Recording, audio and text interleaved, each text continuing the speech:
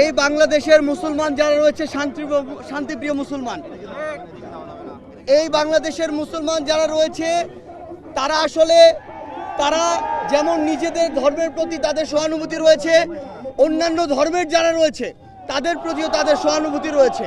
কিন্তু এই সহানুভূতিকে ব্যবহার করে কেউ যদি নিজেদের ওই ভারতে বসা চক্রান্ত, যারা মাসের 30 দিনের 25 দিন দেহটা নিয়ে এই বাংলাদেশে বসে থাকে আর বাকি 5 দিন মনটা নিয়ে ভারতে যায়, সেখানে চক্রান্ত করে এবং সেই চক্রান্তের এক্সিকিউশন এই বাংলাদেশে এসে ঘটায়, সে সকল উগ্রবাদী হিন্দুদেরকে প্রতিহত করার জন্য আমাদের মনে বিন্দুমাত্র সহানুভূতি থাকবে না।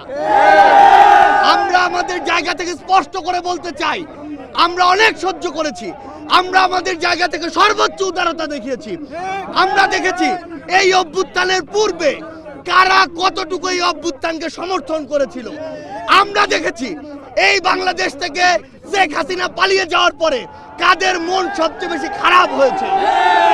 আমরা আমাদের জায়গা থেকে স্পষ্ট দেখেছি যখন এই বাংলাদেশে অভ্যুত্থান পরবর্তী সময় একটি অস্থিতিশীল পরিবেশ হওয়ার কথা ছিল, তখন কিভাবে আমাদের এই মাদ্রাসার ভাইরা ওই মন্দিরে গিয়ে পাহারা দিয়েছে, কিভাবে 5ই আগস্ট রাতে সারা রাত ওই মন্দির পাহারা দিয়ে সকালে ফজরের নামাজ তার সামনে রাস্তায় পড়েছে।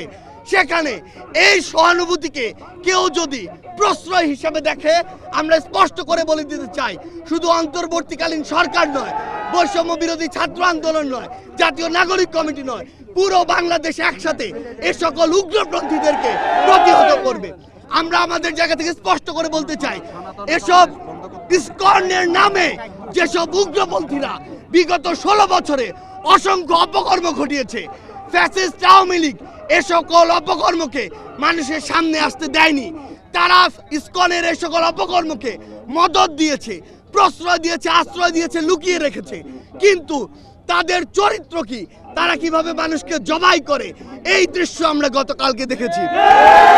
আমরা আমাদের জায়গা থেকে স্পষ্ট করে বলতে চাই, বাংলাদেশের মানুষ যেমন সকল ধর্মের প্রতি সহানুভূতিশীল, একইভাবে সকল উগ্রবাদীদের বিপক্ষে তাদের রক্ত গরম হয়ে সর্বোচ্চ অবস্থানে যেতে, তাদের বিরুদ্ধে দাঁড়াতে, তাদের প্রতিহত করতে বিন্দুমাত্র দ্বিধা করবে না। আমরা আমাদের জায়গা থেকে সরকারকে স্পষ্ট করে বলতে চাই, যারা আমার ভাইকে হত্যা করেছে তাদেরকে যদি গ্রেফতার করে দৃষ্টান্তমূলক শাস্তি না দেওয়া হয়, তাহলে পুরো বাংলাদেশের এই যে ছাত্র জনতা একসাথে সরকারের বিরুদ্ধে তাদের জায়গা থেকে প্রতিবাদ জানাবে।